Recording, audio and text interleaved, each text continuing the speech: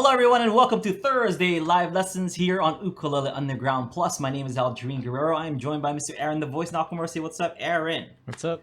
Mr. Kahai, the legend. Fergan, say what's up, Kahai. What's up? And we have a very special guest today. We have Mike Odo, say what's up. Hi. So we've talked about this for a long time now, but finally, you guys can download these as audio episodes, the Thursday live lessons as audio episodes over on iTunes. So if you want to take this, if you want to take us, take our conversations over to your ride going to work or something, or coming from work, maybe there's traffic. Hey, why not plug in a little ukulele podcast? From Ukulele Underground and make that commute a little bit more tolerable, right? You have traffic. You work in Kapaa, right? I do work in Kapaa. It's a lot of traffic here. There's a ton of traffic. traffic. Wouldn't you want to listen to us talking? You have to drive back. Not and this forth episode every because time. it'll have me on Listen it, to but yourself. everything else, yes. But yes, and for those of you folks who have downloaded this and are listening, you can, if you want to watch the episode, because watching is truly the best way to get the information worth. Because I have my ukulele right now. You wouldn't know it, in the audio. You wouldn't know it. I have my ukulele right now, and I'm playing fancy things. You can't see it, so you're gonna have to go to Ukulele Underground and sign up for UU Plus to download the video episode of this particular day. Or just stream the video episode. Yeah, stream the video. You can stream it. There you go. See, you're like, what chord did he play? I played tons. Right now I'm playing like 8 fancy chords. See, there it is. Unicorn. Right? Did you see that? See that? I played that. Major, minor sevens, which we might be talking about today. So, who is Mike Odo? Mike Odo, he is a music teacher. How long have you been teaching music? Ooh, that's a long time. Like over 20 years. How many children have you yelled at? How many children have I yelled at? in the past? At least one in this room. Yeah. Actually, wait, 2 in this room. Yeah. 2 in this room. So, Aaron escaped that. Yeah. Mike has been teaching music here on the island of Kauai for a long, long time. When I was in middle school, I don't want to reveal your age or anything, but when I was in middle school, he came in and he was actually the guy we've talked about him before. I was a very young saxophone player, and I'm like, I'm the best saxophone player in the world. I was playing saxophone, and then we're playing, I don't know what we were playing, Louie. Something with the blues. Yeah, It was just the some blues. kind of blues thing.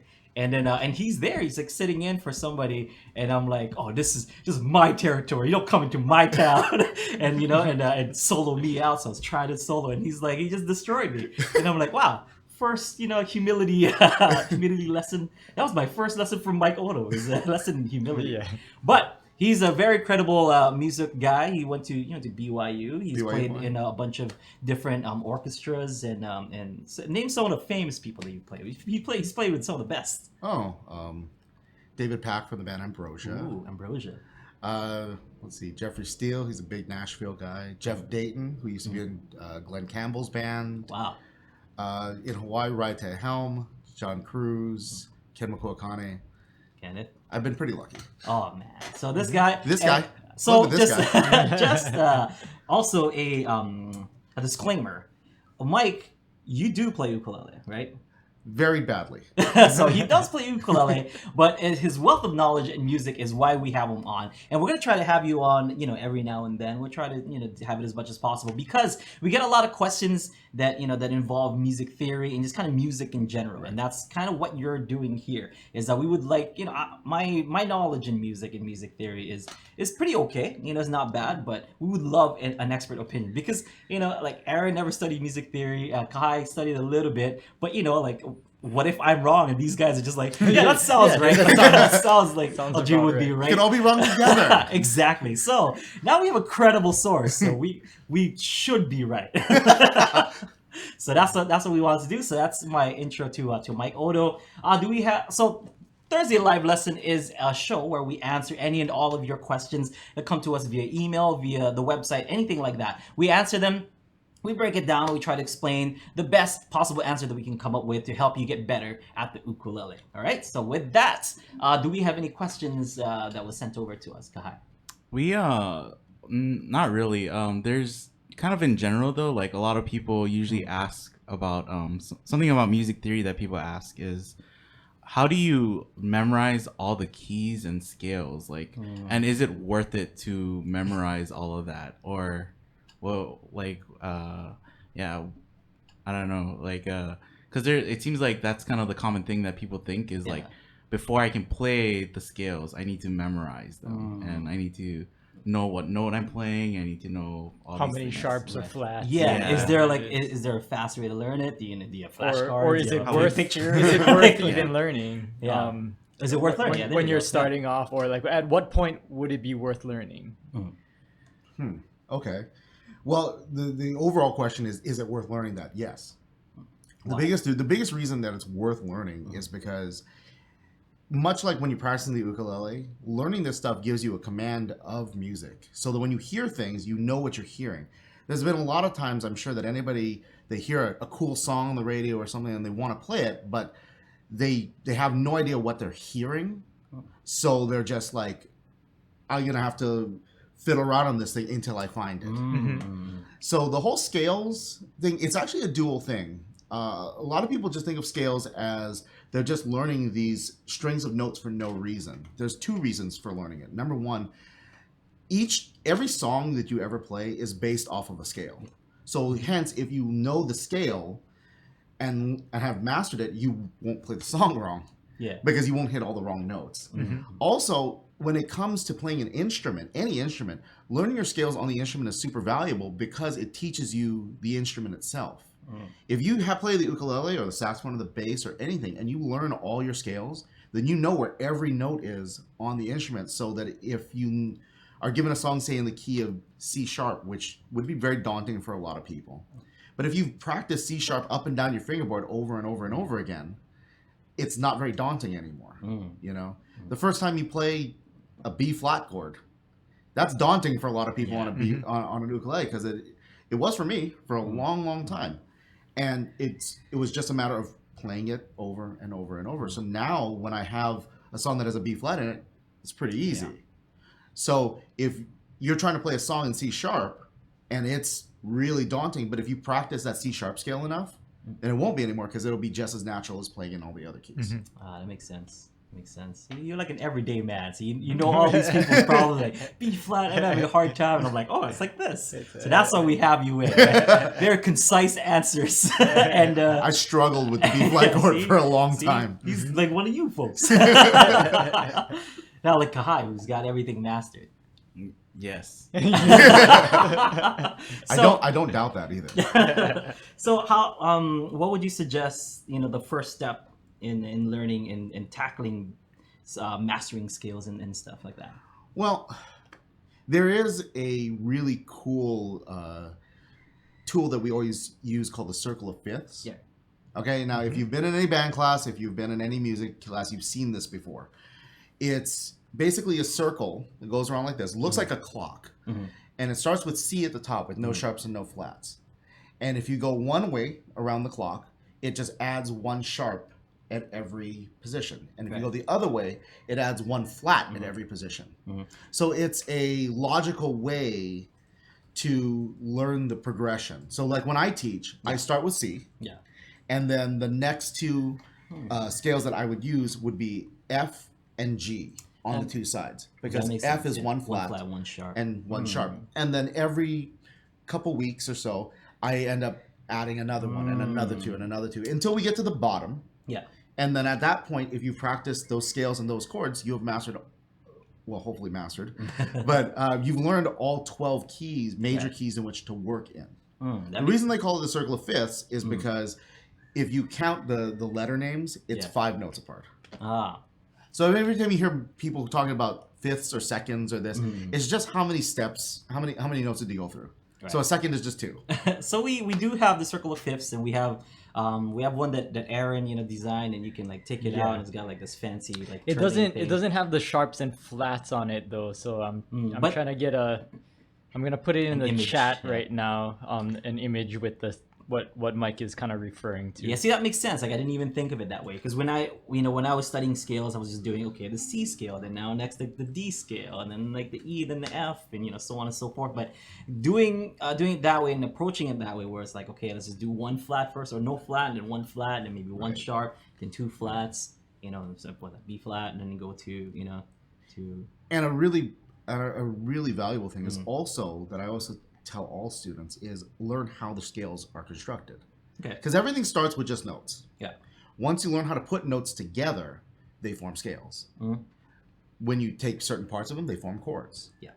When you learn to put the chords together, you get chord progressions. Mm-hmm. But it all starts with those notes. If you understand how the notes work together first, then you're building this, a very logical progression.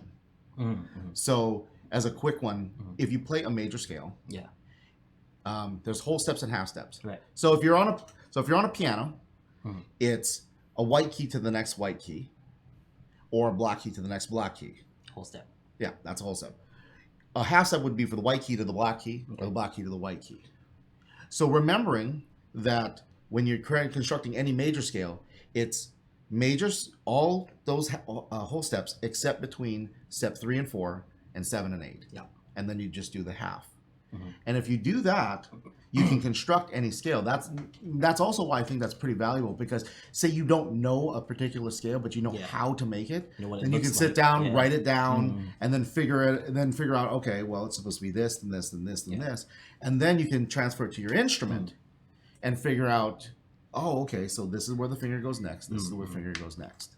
So music talk, there's a lot of people that get good, not, without having to learn all the scales and all that stuff. Absolutely. And, some people like the Beatles. The Beatles are amazing, and they didn't know anything about about music theory at all, or it was allegedly they didn't know anything about about music theory. So how do you approach the ukulele with as little music theory as possible? What would you think is the minimum amount of music theory to know to be a decent ukulele player? Because not everybody wants to be. Yeah, right. They don't want to know about diminished sevens or what, Right. Well, at that point, if somebody is just looking to be like a jammer, like they just want to jam out easy songs, have fun with their friends, there's absolutely nothing wrong with that in music. Okay, not everybody has to know every scale and chord and everything like that. What I would actually suggest is just basically, as long as you figure out all your basic chords, you know what I mean? If you just know your major, your minor, your dominant seventh, I mean, that opens up a whole world to you. Right. Because most songs you would do would either have major, minor, or dominant seventh. Okay?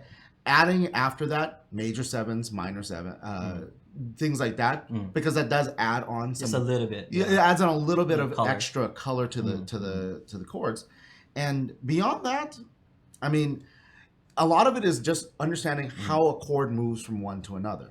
Like if you're playing the 1 chord, your most likely chord next is probably going to be a 4 or a 5. Okay, and that's because most songs are constructed in that way. Yeah. I mean, if you know scales, and if you know chord families like that, if you're playing the first chord, which would be a 1 chord, there's only 5 possible or 6 other possible chords that could be in. I mean, from 6 possible chords to choose from, the millions of however many chords that are available in your arsenal. So keeping it small like that for you to choose from, so that you know where you're headed next, is it's a good thing. And as I usually tell people beginning, especially with the ukulele, it relates to the ukulele, I usually tell people who are trying to get started, if you master 5 basic chords, a C, an A minor, an F, a G7, and a regular G, that actually opens up pretty much almost all music that was made in the last century or so to you. Because 1, 6, 4, 5. Yeah, and knowing the 5, 7, and just the regular 5 chord, that is the C, A minor, F, G7 thing. That is basically every 50s piece you've ever heard. If you've ever listened to anybody do doo-wop music, that's it right there. Exactly. And then and if you were to just take out the A minor, and just do C and then F and then G7, and that's rock and roll. That's basically rock and roll. Again, you mentioned the Beatles. A lot of the early Beatles music is that 1, 4, 5. Yeah, 1, 4, 5, 1, 4, 5. That's also the blues, if you want to get into that. So just by learning those, it opens up a whole wide world of things to you. That's when the dominant 7 starts. Yeah. So, yes. Can we actually revisit, because we have your Casio keyboard here? Yes. Can we actually use that Oh, to like you're talking about like when you do scales and like how the distance White from keys them, and right? black keys. So here's our little Casio keyboard. Because not everybody has like keyboards or Great. will know, right? So here it is. So there. There we go. Yeah. Okay. So when I was talking about whole steps and half steps, basically whatever key you happen to be on, if you move up 2 keys, that's a whole step. So this between this 2 would be a whole step. Here to here would be a half step. That's it. Now, if you notice, there are a couple places on the keyboard where that formula doesn't quite work, which would be like here between E and B and C. I'm looking at this upside down. So for here, a whole step above B would be up to a C sharp. So in this case, you would be going from a white key to a black key because there's no half step here. And then here between E and F, same thing. So to illustrate what I was talking about, we'll start here at C. And so I said it's all whole steps except for between 3 and 4. So 1, 2, whole step, 2, 3, 3, 4. There's a half step. Yep. 4, 5, whole step. 5, 6, whole step. 6, 7, whole step. And then right here between 7 and 8, whole step, half step.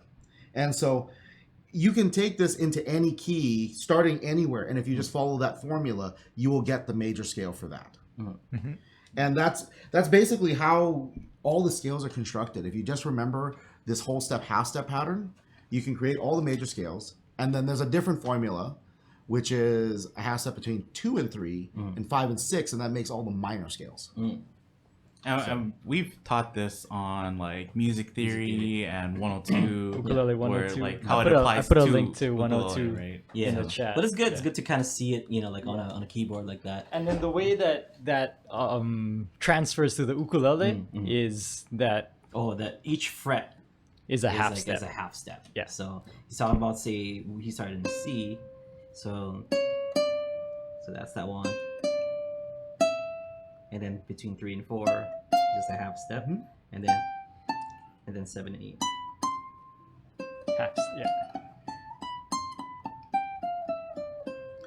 I think for like a lot of people, when they start like learning ukulele or something and they learn a scale, like it just seems like the spacing between the notes are arbitrary. Like it's like, oh yeah, I just moved 2 frets up for this one. But it kind of is easier when you like see a piano and you see like there is no black keys between like E and F. There's no black keys between B and C. Right. It's like easier to understand like why you do half steps and you do certain things like that. Right. Okay. Cool. It does make more sense on a piano. That's why like if you go to any like high school collegiate type music theory course, they're all playing the piano. Well, no matter what their actual instrument is, they play the piano because you can see it. Yeah, because more than any other instrument, it's laid out for you really logically. A lot of like Western music too, and the whole idea of music theory is based around like pianos and organs and kind of like that construction too, right? Like where it made sense with the piano, so they're like, oh yeah, this makes sense with every other instrument, or we're gonna say how this makes sense with other instruments too. Yeah, a lot of what we think of as like classical music was keyboard based, and a lot of it was just based off of like what worked on that. Yeah, you know, like many people, if whatever instrument you happen to have, you tend to build a style and your technique around what you're playing. You know, if there's an instrument that has some sort of limitation to it, you tend to write your music, build your music around that limitation. You know, that's why, for example, as you heard, I taught band and trumpet players. Kahai. See a trumpet. It's like trumpet player. It's like nightmares. It's like PTSD. Like, oh my gosh. Just mention trumpet. So as Kahai could tell you, Both pass trumpet.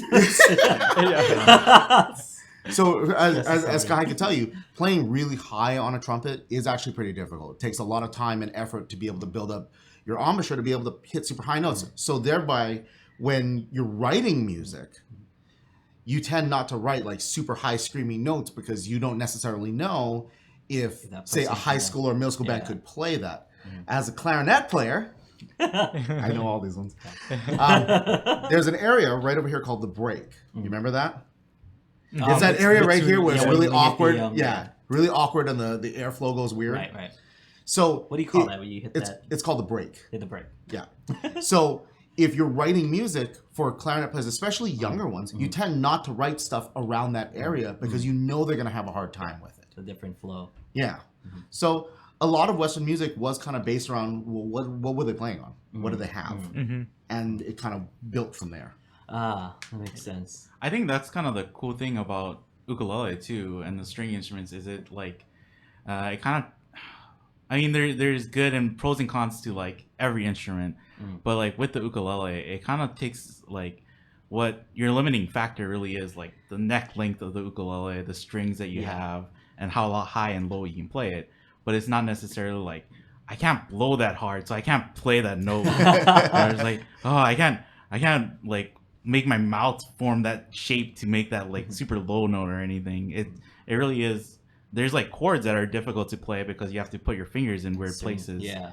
But it's a little bit, it seems like an easier instrument. And I guess that's why a lot of people jump into ukulele, is because you can just like hold down one string and you already be playing a chord. Yeah, I think it's kind of like how the piano is kind of laid out and stuff with, with stringed instruments, especially fretted instruments. I feel like it's kind of like the same thing where you can see, like all notes.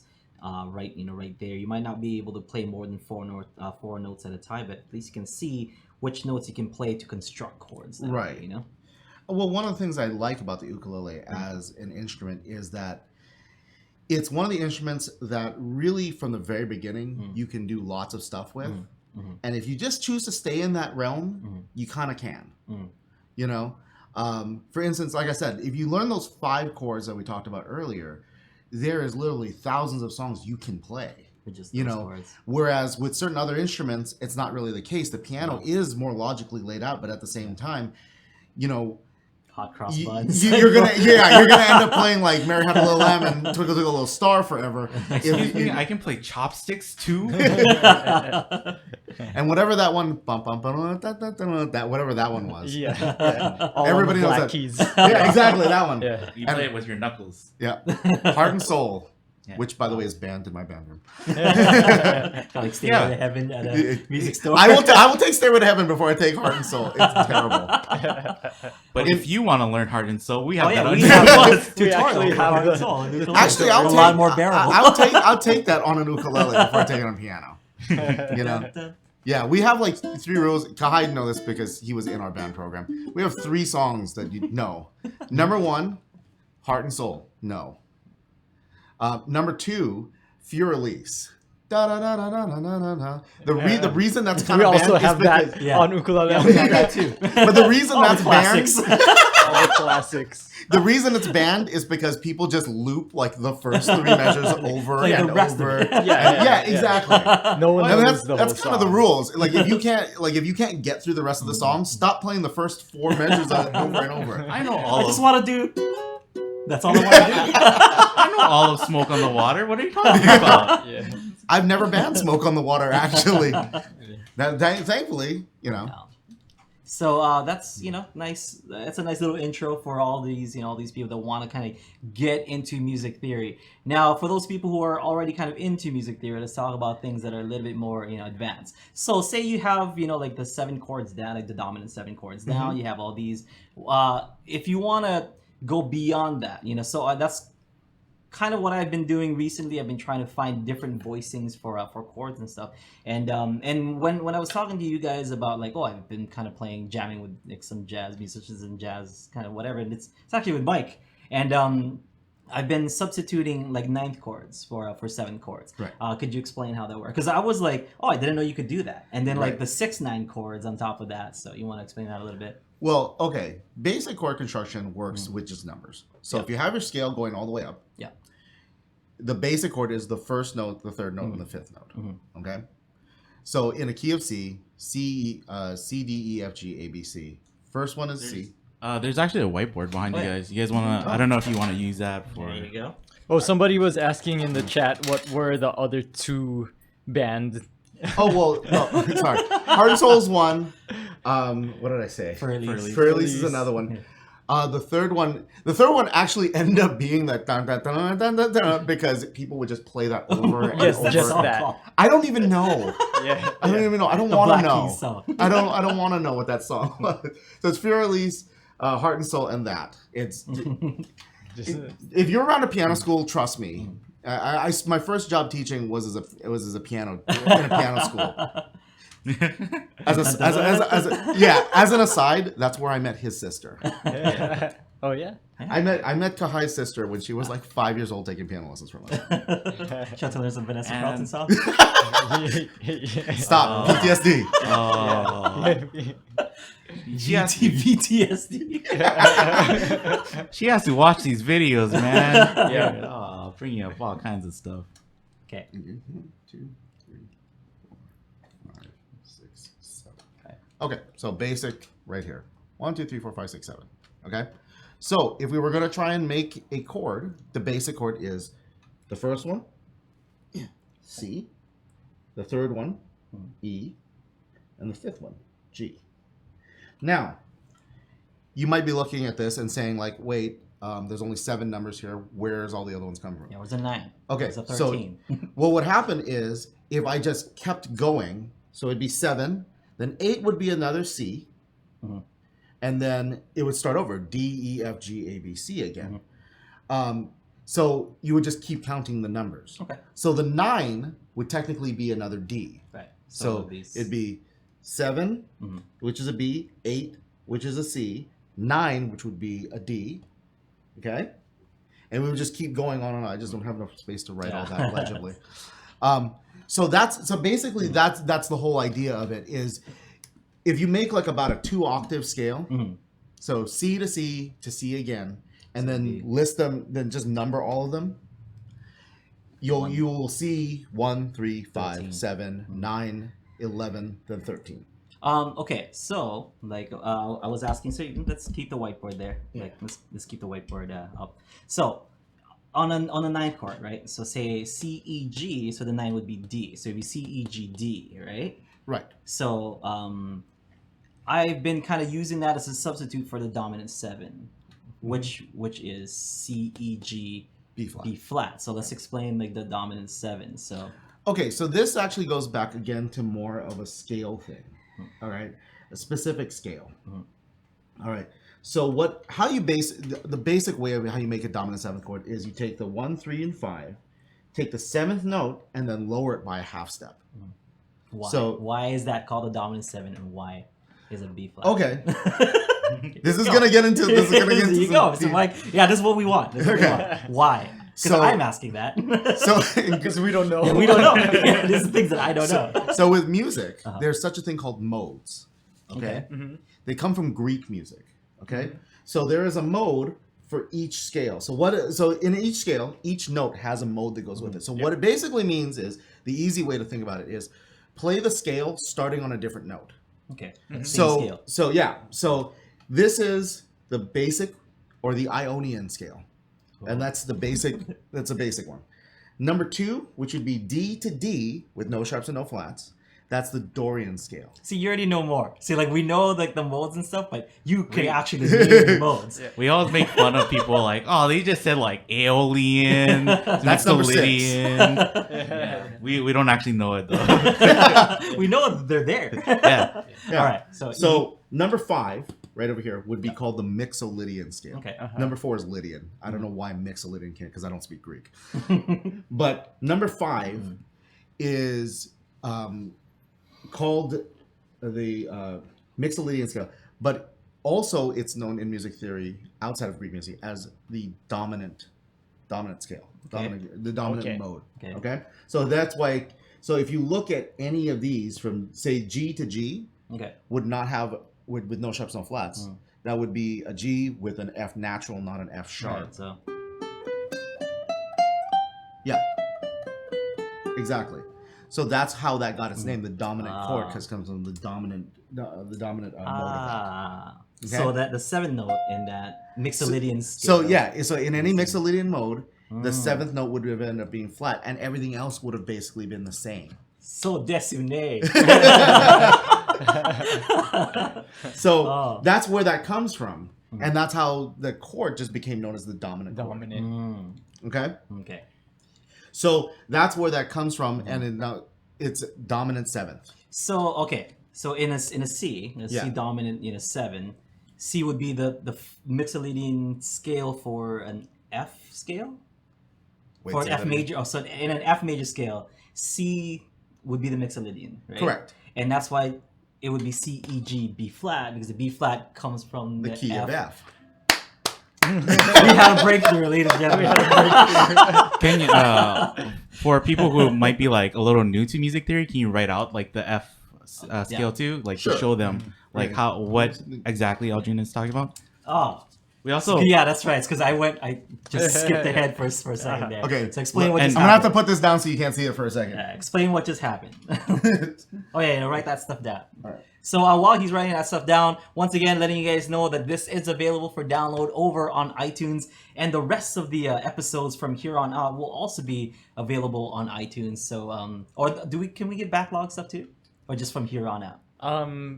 From here on out, definitely. We have a few that are from earlier weeks. Okay, cool. That's so gonna be on iTunes. Yeah. Nice. So we're gonna post those up, and of course you can always look forward to these, every week. And as long as we're home, I guess, but we try to do this as often as we can, and we've been pretty consistent the past year. You can download them and have fun. You can take us along for a ride, or if you're going on a long car trip and stuff, and you want to know your kids with our voices, you can definitely download this and play it on a long car trip. Oh Mom, snap! Dad. You are writing some stuff. You are writing things, like a lot of things. I am. This is worth the $2,000 that we're paying you to be here. $2,000 per minute. 2,000 Monopoly money. Oh yeah, Alan in the chat said that Neil Chin's workshop really helped with the modes. Because Neil in his workshop he went over modes. Cool. Yeah, and after we do this, we actually have another question from the chat before we move on. Okay. Too. So yeah. You might want to take that question because it's going to take another couple minutes to finish writing. okay. We'll see. If, I can answer like basic music theory questions. So we'll see. Andrew said in a C9 that D note has to be an octave up. Otherwise, would it be known as a C2? So Yes. The easier answer. The 9 is yes. has to be all the way up. And if you're playing like a C D E G chord, would you actually call that a C2, or would that be called something else? You do call that C2 at times. But can you get away with calling it a C9? You can, right? You could, because now this goes back into the idea of voicing. Okay, on a piano, you can always create what we would call a root position chord, meaning we can stack it like that. Yeah. Okay. On the instrument you happen to play, maybe not. For instance, because we have like inversions and stuff where we stack it differently. Right. So, for example, on an ukulele, you couldn't necessarily do that because, first of all, you're starting with a higher note. Right. If you're playing high G. Yeah. So in general, you could do that, adding the D to make it a C2 or a C9. It does have to be an octave. It should be an octave up to give that ninth quality. Yeah. Like part of the difference between a C9 and a C2 is where does that ninth fall in, because that changes the sound for people. Right. So between this and this. Yeah, exactly. It's two different things. Exactly. Even though the notes are exactly the same, voicing takes a very large precedent into how you create your sound, because it's what you're looking to make out of it. Yeah. Okay. So I'm not going to finish the whole thing. Here's a lot of notes for people. Sorry for the audio. Yeah, that's listeners. Check out U Plus and get your money for it. Yeah. So what I did was going across. I made the scale so you can see 1, 2, 3, 4, 5, 6, 7, 8, 9, 10. 11, 12. I couldn't quite get the 13 in there, but just know that the next note, which would be a D, would have been a 13. Okay? And going down, I wrote the modes. Okay? So the one he was talking about is in the key of F. Take a look at the key. The only accidental we have is this B flat right here. Okay? So as we get up to number 5, it would be C to C, and we add the B flat in. And if we take 1, 3, 5, and 7, that's how you get a C7 chord. Can you lift up the board a little bit? I think the bottom of the board is cut off a little bit. Yeah. That's glary. There it is. Yeah. Lens flare. Oh my gosh, I think we're in a J.J. Abrams Star Trek film. All right. Hopefully that makes sense. Yeah. So going across is the basic scale that you took from, and going down is the different modes. So this one all the way here, F, that would be your Ionian, then Dorian, then Phrygian, then Lydian, then Mixolydian, then Aeolian, then Locrian, then you're back to the first one. Ionian. I know that one. Okay, so that's a lot of stuff to write here. Yeah. If you ever take a higher end music theory course, trust me, you will be doing this A lot. a lot. Is this useful though for like people who are like, I'm kind of into music theory, or like, you know, Well, if you follow the beginning advice of kind of like learning the circle of fifths and knowing what notes there are in it, you would already be memorizing that whole thing. You wouldn't have to write it out. Kind of like how when he explained, like the dominant 7, I kind of already knew that, hey, like a 5 C would be in the key of F, only because I know that that's, like the 1, 4, 5 I'm very familiar with. So the 5 being a C, 1, 3, 5 dominant 7. So like Mixolydian C scale. So you don't necessarily memorize like every single note of every single mode, but you have like some shortcuts that make it easier to get to. Yeah. So, like, I mean, because I just know 1, 4, 5. Like, yeah. I know a lot If 1, you 4, if 5. you if you study this at the collegiate level, yes, you will memorize every single one, every single note. I'm having PTSD of my music theory classes. But here's one thing that actually does make it very, very useful to you. Learning the circle of fifths thing.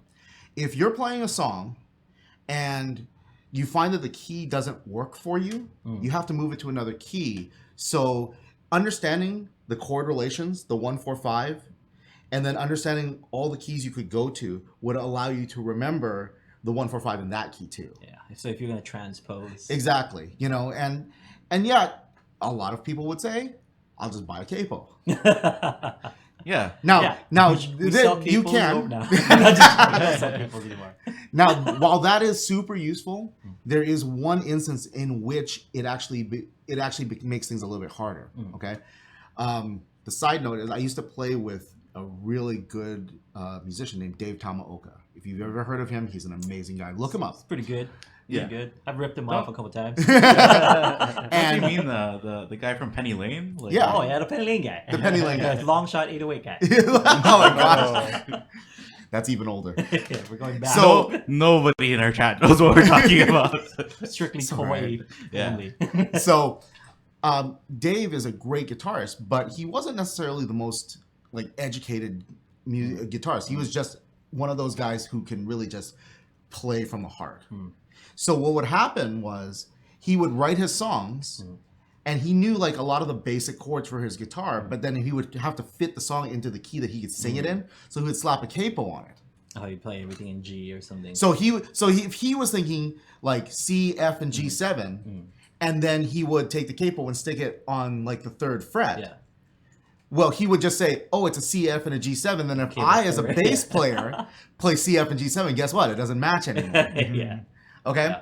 So this is an example of something that would come in handy to know that, because if you were playing with someone who was playing with a capo, and they only know the basic chords, like so, if you know those 5 basic chords, but you find that the song you're playing just a little too high, a little too low, you would play with the capo to kind of figure out where you are. Yeah. But then all of you who are playing with that person would have to be able to know that too. So it does speed up things like that. Yeah. It was one of the things that type of training was very useful, because when Dave would go like, oh, okay, it's the chords are C, F, and G7, and I'm capoing at the 2nd. So then I have to think, okay, so 2 half steps up, So then it would be D, and then if I know that D, then I know it's okay. Then it's D, G, and A7, because on a bass, I'm a bass player.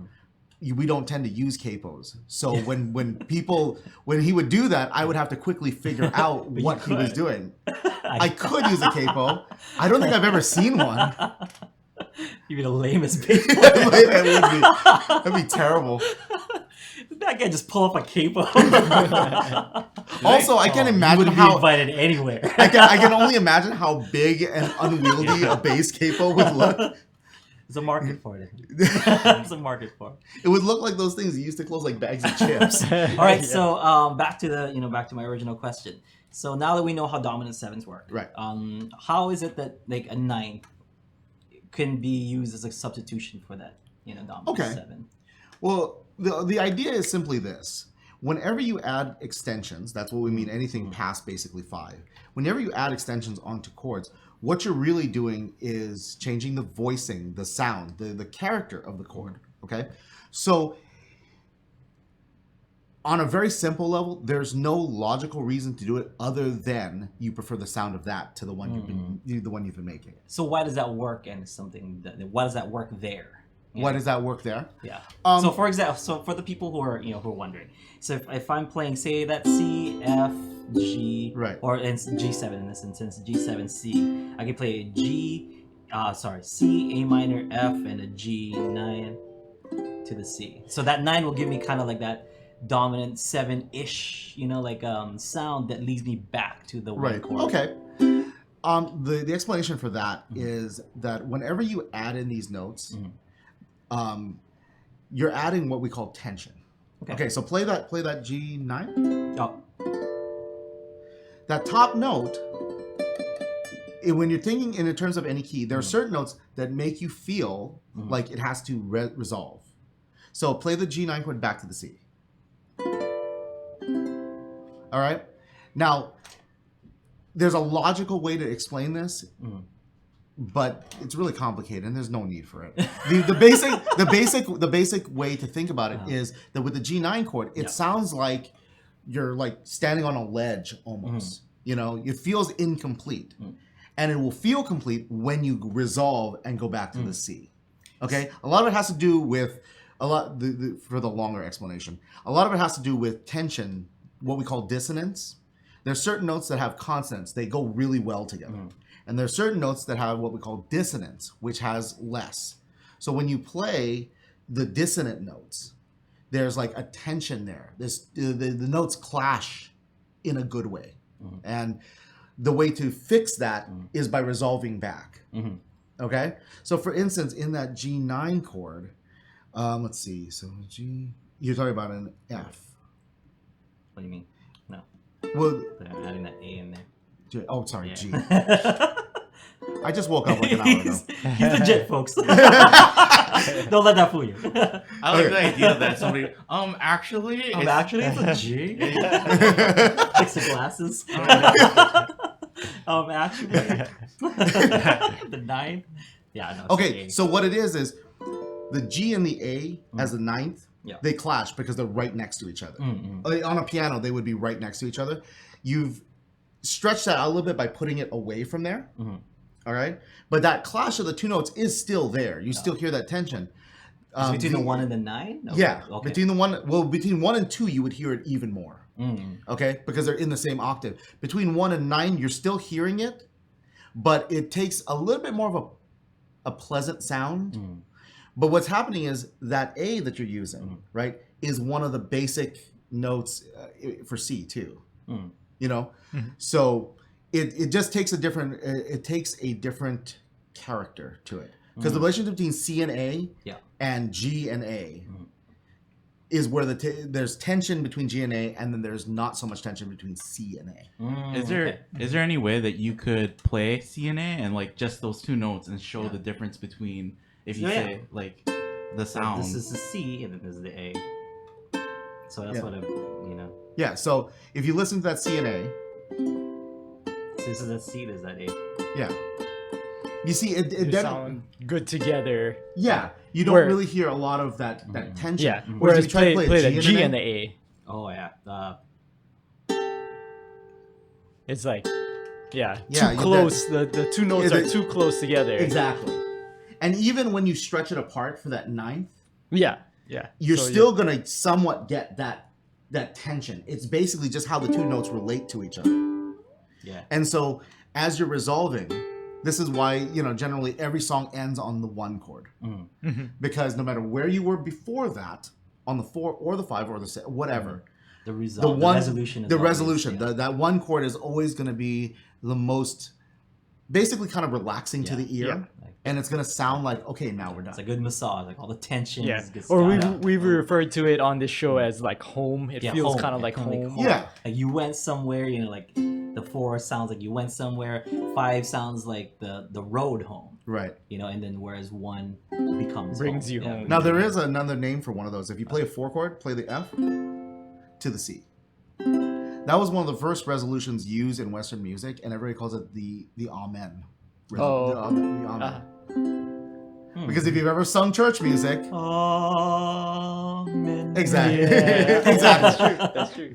That's basically the 4 to the 5 was always considered the Amen. Could you go, Amen? You could do that too. You could do that too. If you want, to be stared at very harshly by a priest, I suppose. They didn't learn about the fancy fifth hats. yet. They didn't learn about it. Yeah. So you know, so we talked about the major, not major 7, but the dominant 7, and you mentioned actually that the Beatles did something with the song "Something," right? Which is like a walk down from C to the C major 7s to the C dominant 7. Okay. So he wanted to hear about. You want to blow my mind is what he wanted to do. The first part about this, I said the reason he'd be interested is, first of all, there's a really cool sounding name for this. Okay. It's acronym C.E.S.H. or contrapuntal extrapolation of static harmony. Cool. See, legit. That was the legit boss. Actually, if I've ever heard it, was that a glasses poking moment? One more time. That's like you take off your glasses. That's some like professional Indiana Jones. So the term for it is contrapuntal extrapolation of static harmony. C.E.S.H. Okay. So what you're doing there is, it's also known in jazz terms as a chromatic bass line. Okay. So here's how you follow it. So when you first, what's the first chord you're playing? C. Okay. The second chord you're playing is a major 7. All right. So the only thing that's changed is from the C to the B natural, adding that B natural. So what's actually happening, and if you listen to Paul play this, what he actually plays is because a lot of people going from C to C major 7 to C7 like that would just play C, and C. But the way you make it work is actually the bass player follows the one note that changes. So it'll have a B bass line. Yeah, so when you first start on the C, he'd be playing a C. And then when we play the next one, he'd play B. And then the B flat on the C7. And then he'd resolve. Yeah, exactly. So the next chord is an F. Could he resolve to an A, or would he go to the F? I think he went to the F. You could choose the A. But the idea that would complete the F. But the idea generally of using that technique is you have one chord with multiple chord qualities. And as long as that chord quality, as long as you're using that, like basically as long as you were using a C chord, I would follow, as a bass player, I would follow you down that progression. When you changed actual chords to an F, then I would probably follow to that. Although you could do it either way. Okay? You will see this technique used a lot in like 50s music. Kiss me. Yeah. It's in that too. Okay? It's one of the only modern songs that really uses that technique. Other famous songs that have used it would be My Funny Valentine. Lenny Kravitz. Lenny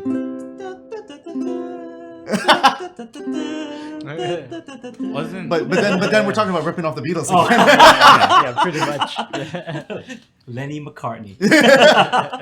So another doesn't Blackbird use this kind of concept too? Because it does a lot of walk downs where it's like chromatic walk downs where it's not necessarily notes in the key, but because they're doing like they're moving towards something else. Same chord, but or- different like extension. That's actually something different. Okay, what that would be is the use of what they call passing tone. Okay, so oftentimes your teachers will tell you there are right notes and there are wrong notes. Truth be told, there is no such thing as a wrong note. You just have to. Well, there's poor choices, but here's the thing: the truth is, you can make any note work in any situation as long as you use it correctly. Yeah. Okay. So, as an example, if as a bass player, I was gonna play, he's playing a C7 chord, right? That's C, E, G, B flat C. Okay. So obviously, a B natural shouldn't work in that. No. But you can make it work. Okay? So what I would do if I was trying to use that, I would use that B natural as a quick passing to get to a C. Like that. Here. Actually, can you hand me the keyboard again? All right. Back to the keyboard. All right, so just play a little rhythm on that C.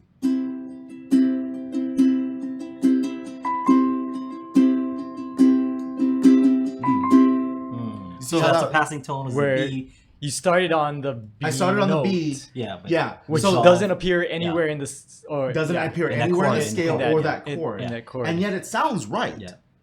Because you used it as a passing tone. So the definition of basic passing tone is any chord, any note that's not in the particular scale you're using, and you use it Scale, on an upbeat, basically. You use it as a lead to something. Okay? Oh, so you did da dun where Exactly. the dun. Oh, is so like like a- that. So what you Yeah, would yeah, not yeah, want to yeah, do yeah, with yeah. it is like if you're playing the C7 chord Yeah. again. Go ahead, play it. I wouldn't. You see, I wouldn't hold on it. Oh, On Yeah, the I wouldn't hold on it, and I main wouldn't let beat. it land on a downbeat. Yeah. That 'Cause kind then- of takes it back to like the dissonance thing, right? Like there's too much, or it's like since it's so close, you can hear There's how tension close. between the two. Right. Yeah. You know, And if you don't want that you can do it for a song if that's your intention, but if not, if you're trying to make it sound nice, then then you try and probably- avoid a lot of yeah. those. So right there, what you're seeing is that I was able to take a note that's not technically in that chord or that scale and use it, and it does sound fine. And the reason for that is because of where I placed it, not what the note was. You know, if you listen to a lot of, if you get a little bit more into more hardcore jazz, you're going to hear a lot of that because when guys are doing solos, a lot of them use like chromatic passing tones. So rather than sticking to the chord that they're playing in, they use all the sharps and flats in there, but they always tend to place them on upbeats, as in like that's a note that's leading somewhere. Okay. Yeah. Okay. Like I meant to do Yeah, that. Exactly. No. I mean, you get to great jazz musicians. Yeah, they all do. Yeah. you know? we kind of have like a series here called Soul Secrets, and that's one of the things is like we talk about like you can play any note as long as you resolve, make sure to yeah. resolve. Right. Yeah. And if Okay. you resolve, then it's like it's kind of like you can play it off like, oh, I meant to do that. Like I meant It to. was a passing note. I meant Oh, to. exactly. Tone. Well, one of the first lessons I learned in jazz improv was there is no such thing as a wrong note. There are poor choices. So there are notes you don't want to put on certain beats. Yeah. And there are certain notes that are harder to make work in specific chords. But as a general rule, this is for all you basic soloists out there. If you find that you're playing a solo and you end up on a wrong note, just go up or down one fret and you're going to be on a Be right all one. good. Be all good. Yeah. Yeah, because It's You one can of the slide easiest tricks. it, or Yeah, bend it, slide. or Yeah. do whatever you. I meant to do that. Exactly. Fun fact. Mike and I had the same music teacher. Yes. Yeah, so I know who said that. Because I've said that in the show before. Like there are no wrong notes, just poor choices. And I, It probably wouldn't have. It probably wouldn't have been. He said it to us. He was screaming at us. After he threw his baton. like when you're playing the wrong note, it's just like you just hear wrong choice, wrong choice. Yeah. Move that note over. Come Wrong on. choices. You Yeah. have a flying I- symbol in your face. It's like, oh no. I heard that. I heard that many times. That's why it's a wrong choice. Yeah. Poor But choice. yeah, you can get to the right choice by going up or down a half step as you're soloing. You know. The other thing I always tell students when they're learning basic soloing, for those of you interested in it, if you play something that's not correct, play it again. Play it 2 more times, as a matter of fact, because then you can legitimately just All tell the people. time. You Yeah. can All the legitimately time. tell people like, I meant to do that. Yeah. Because if the audience is listening and you play something that's not correct, Yeah. and then you play it like 2 or 3 more times, they're gonna be like, They meant I to do guess that. he meant to do that. That's He how meant it- to do yeah, that. I guess that's how he's playing it. It's a weird choice of notes, but It's a weird, but I mean, he did it 3 times he's in a row. definitely So making it unique. Yeah.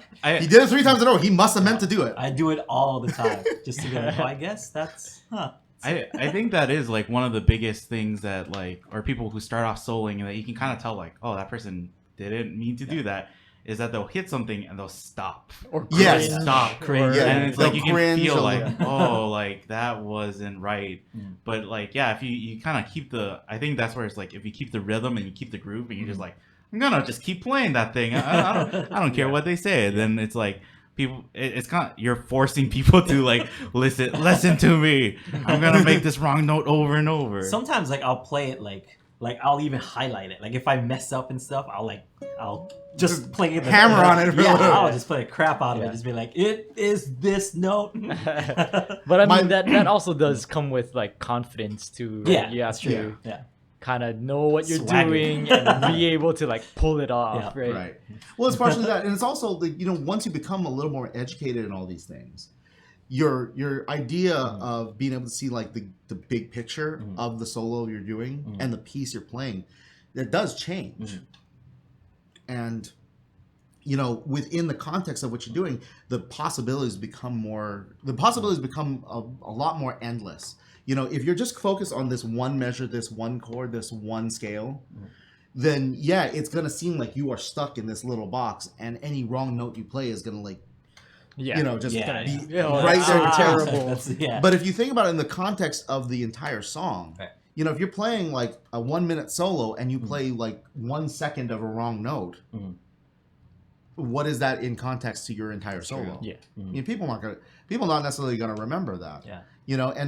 And you're talking about like the confidence to do that. My bass teacher in college, he told a great story where he was doing a jazz gig and he was doing the song called "So What," which is like a bass feature.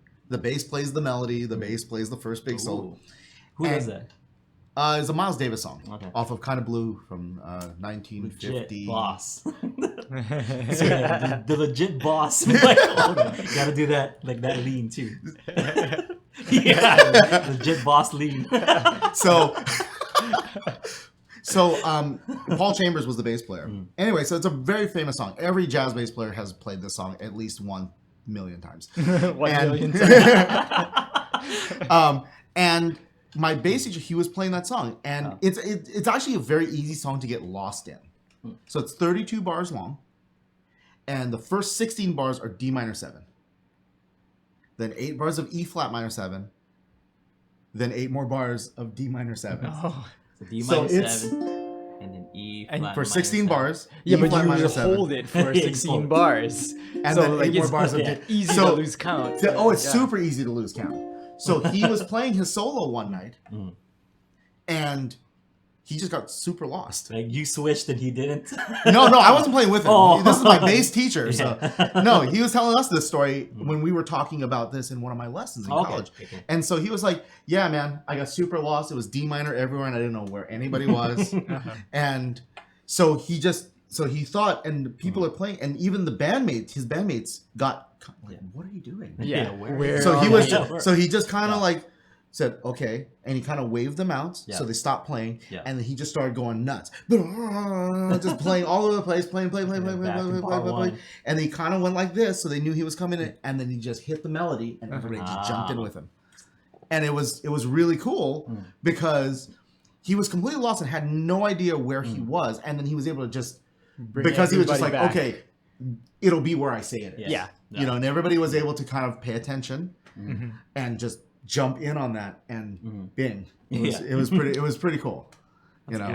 I feel like that's Confidence. That's a lot of Yeah, confidence. Yeah. totally. And I feel like that's the cool thing about becoming a more seasoned musician is like you get less stuck on the mistakes and you get more your head kind of just is in that space of I have a problem, I need to solve it. Yeah. What's the best way to solve it? And you just start that's where we kind of talk about like on the show and on UU in general it's like you just start pulling stuff out of your toolbox, right? Yeah. It's like you have different techniques, you have different stuff, and it might not be like, oh yeah, you want to tremolo every single note, everything. Yeah, but it's all like the things. one of those days you might hit that spot, and it's just like, what do I do? And it's like, oh yeah, I have this tremolo, I can use that, or I have this other technique. So I think that's just one of the cool things about growing up as a musician, right? Is like you learn more. And more tricks in your bag. Like I said, as an ukulele player growing up, it was G string pull off everything.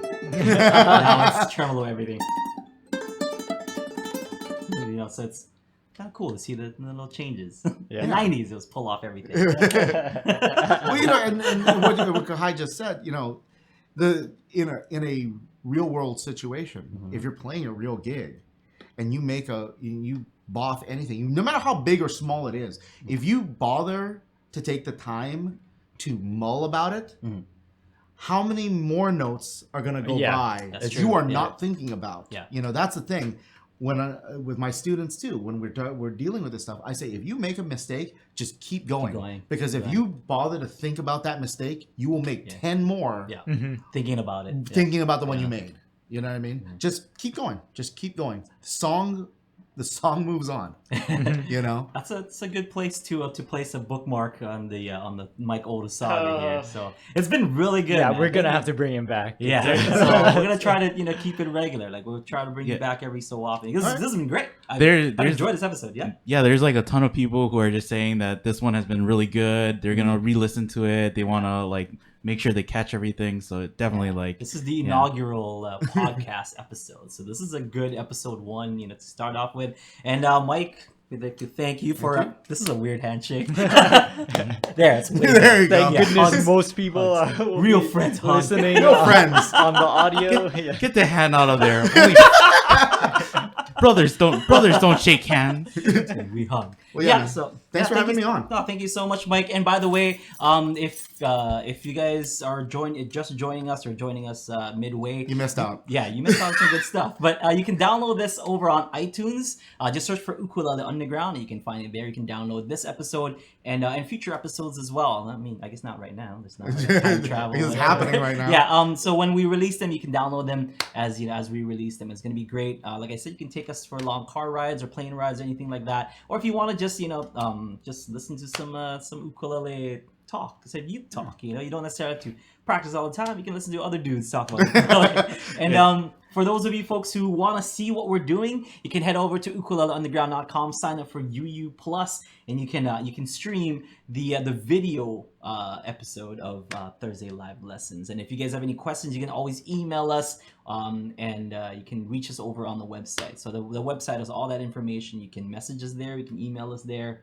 Anything, and we'll try to answer them here on Thursday. And ask any kind of questions that you would want Mike to answer. And the next time we bring him in, we'll have a ton of questions for you. It's going to be great. Mm-hmm. Yeah. All right. Before we leave, we just have so tomorrow we're announcing the winners for the contest, the 10-year Ukulele on the Ground anniversary. It's been 10 years, man. It's been a long time. We're giving away an Islander ukulele. We're giving away multiple Islander ukulele. Yeah. We're announcing the winner for that, and the winner for the UU Plus one we're going to be announcing on next week's Thursday Live Lesson. So we wanted to give everybody, like a chance to get their entries in and stuff. So next week will be the UU Plus. Tomorrow, because today is the cutoff. So I guess, are we still doing stuff today? Are we still accepting things today?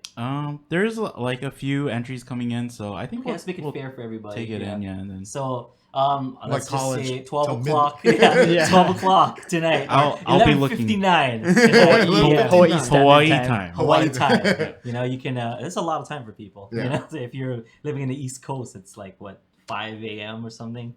So it's you get your entries in, and we'll announce the winner for the general the general drawing tomorrow, and the UU Plus drawing for next week. All right. So is there any other business that we need to take care of? Just join us tomorrow for Friday Jam, and then right after this for one-on-one. Oh yeah, for one-on-one sessions here on Ukulele on the Ground. Stick around. Check it out. UU Plus. On behalf of myself, Aaron, Kahai, and Mr. Odo. See you next time. Aloha.